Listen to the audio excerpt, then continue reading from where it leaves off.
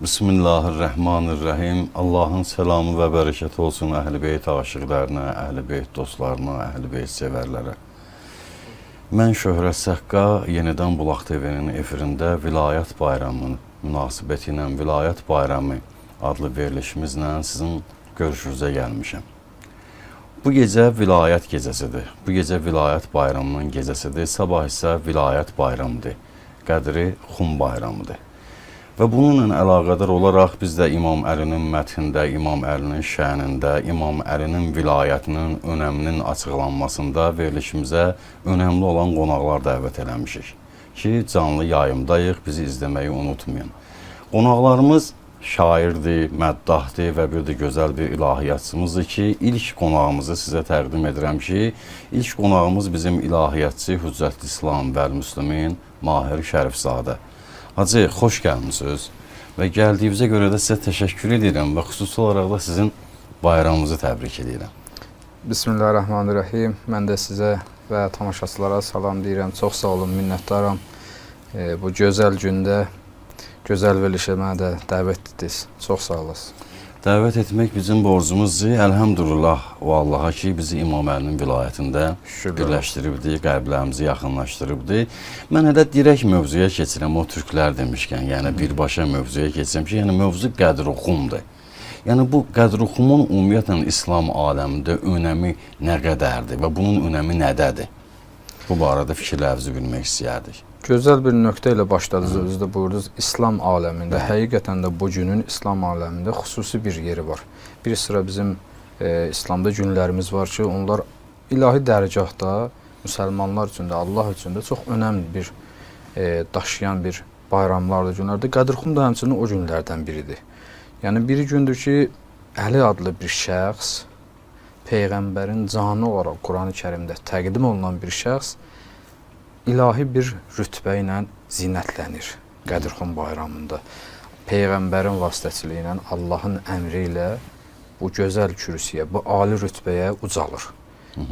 Bunun bir önəmi sırf günün özündə deyil. Mümkündür ki, başqa bir məkanda da bu təqdim oluna bilərdi, başqa bir gündə də təqdim oluna bilərdi. Önəmli olan günün özü deyil, önəmli olan kim bu günə səbəb olub, nə üçün bu baş verib, bunun belə deyə səbəbkarıdır ki, Həzrət Əli əleyhissalamın özüdür bununla bağlı. Və Quran-ı Kərimə də müraciət eləsək, bu günün, bu hadisənin, bu olayın dəyərini Quran-ı Kərimin özündə də görə bilirik. Ki, Maidə surəsinin 3-cü ayəsində Allah Teala buyurur, Əl-yevm əkmaltu lakum dinakum və atmamtu aleykum ni'məti və razıytu lakumul İslamə dina. Bu gün o gündür ki, mən sizin üçün dininizi kamil etdim, təkmil oldu sizin dininiz. Yəni, bu günə qədər ki, dini yaşayırdınız, Peyğəmbər dini gətirmişdi. Bu dinin kamil olduğu gün bu gündür, an bu andır. Və bu gün mənim sizə olan nemətim tamamlandı və sizin üçün razı olub sevdiyim, bəyəndiyim din İslam dinidir. Əslində, bu ayənin özü təhlil olunmalıdır. Burada Həzrət Əleyhissalamın önəmi özünü göstərəcək. Baxın, bundan öncə Həzrət Əleyhissalam bu rütbəyə təyin olunmayıb. Hələ ki, təyin olunmuyor. Peyğəmbərdir, Peyğəmbər İslam ümmətinin başçısıdır. Elə ki, Həccətül-Vida dediyimiz hadisə ki, baş verir, yəni Peyğəmbərin sonuncu həcci Cəbrail tərəfindən, Allah tərəfindən Cəbrail vasitəsində Peyğəmbərə elan olunur ki, artıq bu sənin sonuncu həccindir. Yəni, bundan sonra İslam ümməti bu gözəllikdən məhrum olacaq, təəssüflər olsun. Və burada daha önəmli olan bir şey, səndən sonra İslamın yaşaması üçün, çünki sonuncu dindir. Bu mütləqdir ki, ta qiyamətə qədər bu din olsun. Artıq bundan sonra din gəlməyəcək, səndən sonra da bir Peyğəmbər gəlməyəcək. Odur sənin yeri və sənin işlərini icra edən, Allahın göndərdiyi bu sonuncu dini qoruyub saxlayan, yaşadan, bunu daha da genişləndirib inkişaf etdirən, çiçəkləndirən bir şəxs lazımdır. Təsəvvür edin, o qədər önəmli bir məsələdir bu məsələ. Ağır da bir məsuliyyəti var, bir yükü var. Bunun üçün də bu yükün altına girə biləcək şəxs lazımdır. Oradadır ki, Həzrət Əleyhissalamın önəmi özünü göstərir. Bu qədər ağır məsuliyyətli bir vaxtda kim təqdim olunacaq, hamı üçün maraqlıdır. Həzrət Əleyhissalamın əlini tutur, Peyğəmbər qaldırır. Və maraqlı nöqtə də hansıdır burada? Daha maraqlı olan nöqtə budur. Günün önəmini istəyirəm, buna bildirəm. Elə ki, Cəbrail tərəfindən, Allah tərəfindən Cəbrail vasitəsində Peyğəmbərə tapşırıq gəlir ki, bu özündən sonra Əlini öz yerinə təyin etməlisən. Allah tərəfindən Əli əleyhissalam təyinat tapıb. Sənin vəzifələri və bundan sonra bu şəxs icra etməlidir. Peyğəmbər bir qorxu yaranır Peyğəmbərdə. Səbəbini də açıqlayacağam onu sizin xidmətinizə və bu Peyğəmbər bu əmri belə deyək təxirə salır, yuvadır. Səbəbi də var. Dediyim kimi qorxu da səbəbindəndir. Bir neçə dəfə Peyğəmbər bunu yuvadır və sonda artıq Peyğəmbərə təhdid gəlir. Əgər Həzrət Əleyhissalam və bu günün önəmi olmasaydı, lüzum yox idi ki, Allah Teala öz əziz peyğəmbəri, ən sonuncu peyğəmbəri Xatəmül Ənbiyanı təhdid etmiş olsun. Ya eyyuhər Rəsul, bəlliğ ma unzilə ileyke min Rabbik və in ləm təfəl fəma bəlliğdə risalətə. Ey Rəsul, sənə nazil etdiyimizi elan etməsən insanlara ki, Rəbbin tərəfindən min Rabbik, Rəbbin tərəfindən sənə tapşırıq gəlib, bunu elə eləməlisən. İnsanlara bunu çatdırmalısan, açıqlamalısan. Nəyi? Əli səndən sonra bu ümmətin başçısıdır. Səndən sonra bu ümmətin rəhbəri, atası bu şəxsdir. Halı sual çıxır ortaya, Peyğəmbərin qorxusu nədən ibarət idi? Bunu niyə açıqlamırdı?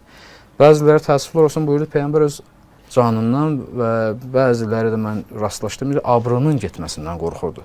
Deyərdilər, burada tərəfkeşlik edir, öz yeznəsini, öz əmsi oğlunu gətirib vəzifəyə təyin etmək istəyir. Mən amma bu fikirlə razılaşa bilmərəm. Səbəbi var. Əgər Peyğəmbərimiz canından qorxsaydı, İslamın əvvəl vaxtlarında Peyğəmbərimizi canı ilə təhdid etmişdilər. Qətli yetirərik, şəhid edərik səni.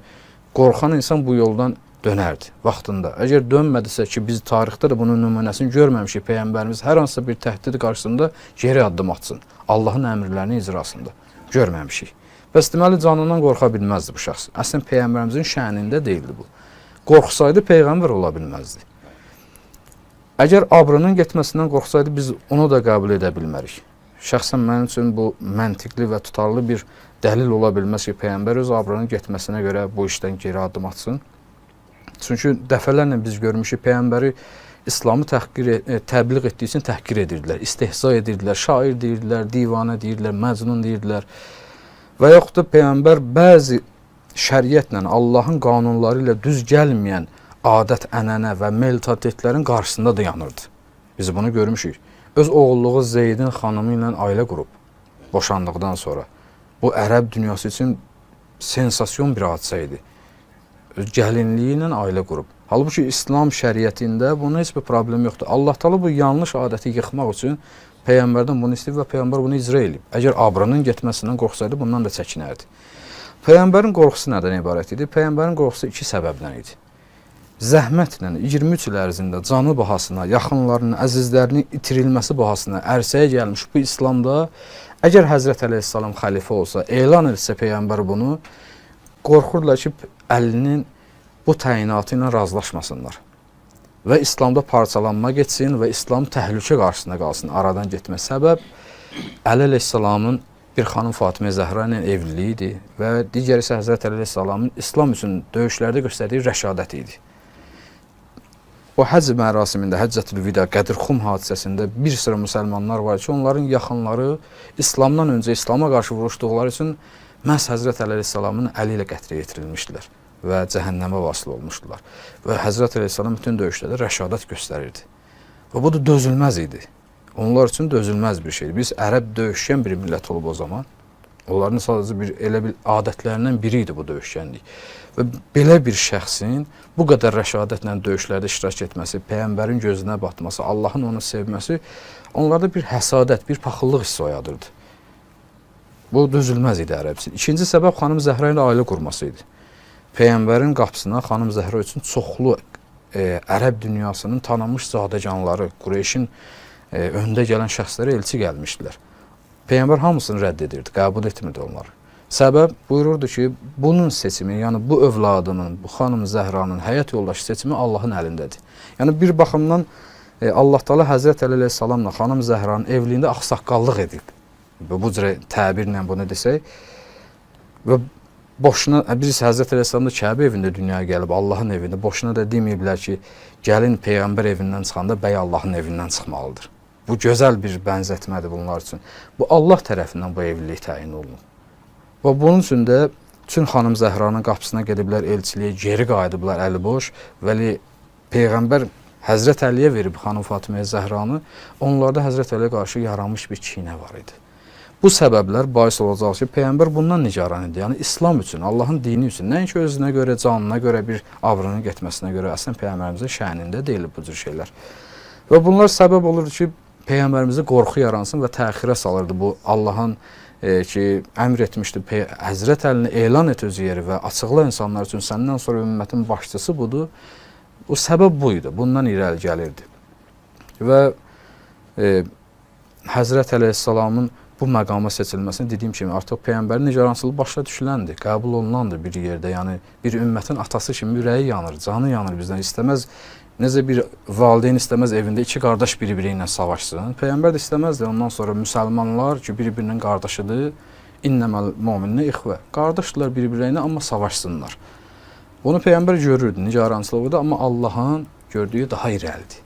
Allah bilir ki, bu din bütün bu ixtilaflara rəğmən, bütün bu problemlərə rəğmən sadəcə və sadəcə yalnız Əlinin əli ilə qorunub saxlanıla bilər. Odur ki, bu günləri Qədirxumda Həzrət Əli əleyhissalam Peyğəmbərin yerinə canişin olaraq bu kürsüyə ucalır. Və günün önəmi də sırf Həzrət əleyhissalam öz vücudundadır. Onu da görürəm mən Həzrət əleyhissalam. Təşəkkür edirəm hacı. Allah razı olsun. Bir ikinci sual da ünvanlamaq istəyərdim sizə, əgər icazə versəydiniz. Ki, misalsın Qədruxum gününün önəmi ki, Həzrət Əli ilə bağlıdır. Yəni, bu məlumdur. Bəs bu İmam Əlini necə təsvir etmək, necə vəsf edərdiniz? Təbii ki, şairanə yox. Məlum məsələdir və sizin sahəvizə müdaxilə etmək olmaz. Onun özü böyük bir istedad istəyir.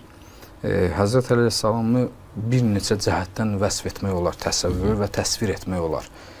Yəni, ailədə bir ata kimi, mehriban bir ata kimi, bir gözəl dost kimi, bir mehriban qonşu kimi, bir neçə cəhətlərdən onu biz araşdıra bilərik və görə bilərik, bu təsəvvür edə bilərik, vəsf edə bilərik. Amma nəzərimcə ən gözəl vəsfi Həzrət Əli əleyhissalamın barəsində elə Allahın özü edib.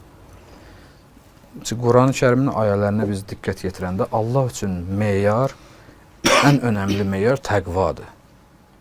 İnna əkramakum indallah atqakum. Allah yanında ən dəyərli olanınız təqvalı olanınızdır. Yəni bu meyarı nəzərə alsaq, məlum məsələdir ki, Allah istəsə bir kəsi vəsf etsin, onun imanını və bəndəliyi ilə vəsf edəcək. Ki Həzrət Əli əleyhissalam barəsində də elə Quran-ı Kərimə müraciət edəndə bu cürə görürük. Maidə surəsində 55-ci ayəsində ki, gəlib Allah Teala vilayət məqamını açıqlayır, buyurur, sizlərin vəliniz mənə Peyğəmbərdir və bir də o kəslər ki, iman gətirib, əməli salih edib, rükû halında, namaz halında zəkat verərlər. Yəni, biz diqqət edirik, baxırıq, bunu Həzrət Əleyhisselamdan başqa bir nümunəsi yoxdur. Bəndəlik məqamının ən pik nöqtəsidir bu. Təsəvvürün siz Allahla danışırsınız, razı niyazdasınız. Namaz halı insanın Allaha ən yaxın olduğu haldır. Ən yaxın mənəvi cəhətdən təqərrüb halıdır. Siz Allahla ünsiyyətdəsiniz, namaz qılırsınız, amma bununla belə yenə də istəyirsiniz Allahın tam razılığını qazanasınız. Yəni, bütün fikrin, zikrin bunun üzərindədir ki, mən nə cür edim, bu danışdığım, bu ünsiyyətdə olduğum Rəbbimin tamamilə razılığını qazanım. Bu anda bir fəqir daxil olur məscidə və sən bunu fürsət bilirsən, öz üzüyü ona zəkat olaraq verirsən, sədəqə olaraq verirsən ki, Allaha xatir, Allahın rızayətini qazanasın. Bu bəndəliyin ən pik nöqtəsidir. Və maraqlı olan cəhət də budur. Allah Teala Həzrət Əli əleyhissalamı istəyir təqdim etsin, bu cür təqdim edir. Vəsf etmək istəyəndə bu cür vəsf edir. Onun bəndəliyi ilə, ixlası ilə, onun sədaqəti ilə, Allaha qarşısında olan sədaqəti ilə. Bu ikinci bir nümunəsi bunun tarixdə yoxdur. Bəzən görürsünüz, yaxınlar, qohumlar yığışır. Bir nəfərdən söhbət etmək istəyəndə onun adını çəkmədən belə gördüyü işə işarə edirlər. Bütün o məclisdə iştirak edənlər bilirlər ki, söhbət kimdən gedir. Səbəb niyə? O əməl ona xasdır. Ona xas olduğu üçün altında onun öz imzası var. Məsələn, deyək, qohumlar arasında bir uşaq var, öz şıltaqlığı ilə, şənliyi ilə seçilir. Danışanda yadınızda da filan şeyi filan cür olmuşdu. Hamı bilir söhbət hansı uşaqdan gedir. Bütün qohumlar bilir, çünki o uşağın imzası onun altındadır. Bəndəlikdən söhbət gedəndə, Allahın qarşısında muti məhsdən söhbət gedəndə Həzrət Əli yada düşür. Adın Quran-ı Kərimdə gəlməsinə ehtiyac yoxdur.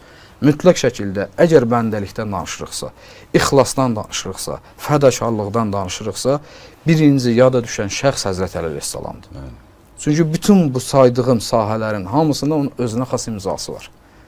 Gözəldir. Özünə xas imzası var. Yəni mümkün deyil ikinci bir şəxs ondan önə çıxa bilər. Misal üçün digər bir ayədə Quran-ı Kərimdə Allah Taala buyurur: bəndələrdən elələri də var ki, Allahın yolunda canlarını fəda edərlər, Allahın dini üçün. Bu da Həzrət Əliyə xasdır. Bu da Həzrət Əlinin imzası var bunun altında. Leylətül Məbid hadisəsini mən xatırladım. Bilirsiniz, yığışmışlar Qureyşin kafirləri Peyğəmbəri qətlə yetirmək istəyəndə Peyğəmbərin yerində bir nəfər uzanmalı idi, yatmalı idi ki, bunları aldatsın, ta Peyğəmbər fürsət tapsın, şəhəri tərk eləsin. Peyğəmbərin canı təhlükədə idi, xətərdə idi. Gözün qırpmadan ki, 50-50-dir burada, ölüm də var bu işin ucunda. Yəni sonunda bilmək olmur, qətlə də yetirilə bilərsiniz, min cür müsibət də gələ bilər başınıza. Gözün qırpmadan birinci Həzrət Əleyhissalam önə atılır. Və bu bəndəliyin, bu ixlasın pik həddidir. Sonunu düşünmədən sırf Allahın dini və Allahın Peyğəmbəri yaşasın deyə özünü fəda etməyə çalışırsan. Məlum məsələdir ki, Qədirxunda belə bir şəxs təyinat almalıdır. Belə bir şəxs təyinat almalıdır. Digər bir misal üçün istəsəz mübahilə. Mübahiləni bizim hamımız eşitmişik bu barəsində, mübahilənin barəsində. Biz xristian alimləri eşidirlər, bir nəfər iddia qaldırıb Ərəbistanda ki, mən Peyğəmbərəm, sonuncu Peyğəmbərəm. Gəlib Peyğəmbərlə söhbətləşirlər və qane olmurlar. Biz sənin iddiandan qane olmadıq. Peyğəmbər olduğuna razı ola bilmirik, qane ola bilmirik. İş mübahiləyə gedib çıxır. Mübahilə iki tərəfin bir-birini yalancı olduğu surətdə yalancıdırlarsa bir-birini lənətləyirlər. Yəni əgər mən yalan deyirəmsə, Allah o qarşı tərəfə ya qarşı tərəfsə mənə. Allahın cəzası şamil olacaq. Peyğəmbər orada buyurur ki, əgər belədirsə, siz də öz övladlarınızı gətirin, mən də öz övladlarımızı gətirim. Siz də öz xanımlarınızı, biz də öz xanımlarımızı, siz də öz canlılarınızı gətirin, mən də öz canımı gətirəcəm. Qərar qoyulur. Növbəti gün görüş halında baxırlar Peyğəmbər xanım deyiləndə, xanımlar deyiləndə bütün xanımların, İslam xanımlarının təmsilçisi olaraq xanım Fatimə Zəhranı gətirir. Yəni əgər bir müsəlman qadını görmək istəyirsənsə, tanımaq istəyirsənsə ki, İslamda qadın necə olur, gərək xanım Fatimə Zəhraya baxasan. Çünki Peyğəmbər xanımlar deyəndə xanım Zəhranı gətirib. Övladlar deyəndə İmam Həsən, İmam Hüseyni gətirib. Nəfs deyəndə, can deyəndə Həzrət Əlini gətirib. Məlum məsələdir ki, Peyğəmbərin yeri gərək onun canı gələ. Peyğəmbərin canı ola biləcək bir şəxs gələ o məqama yetişməlidir. Odur ki, Qədirxum günü bizim üçün önəmlidir. Həzrət Əleyhissalama vəsf etmək bizim şənimizdə deyil, ən gözəl vəsfləri onun üçün Allah Teala Quran-ı Kərimdə özü deyib.